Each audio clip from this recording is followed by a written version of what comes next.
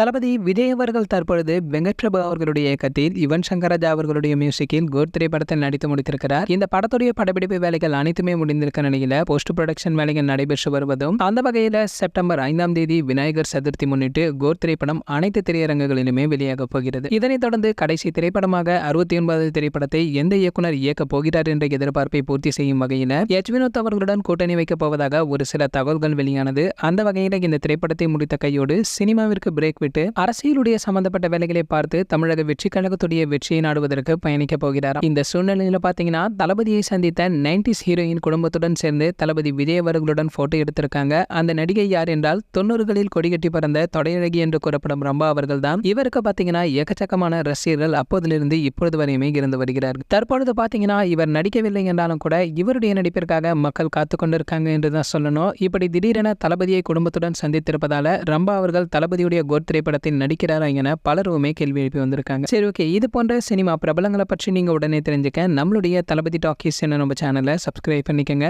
பக்கத்தில் உள்ள பெல் ஐகானை கிளிக் பண்ணிட்டீங்கன்னா நீங்க நம்ம வீடியோவை மிஸ் பண்ணாம பார்க்கலாம்.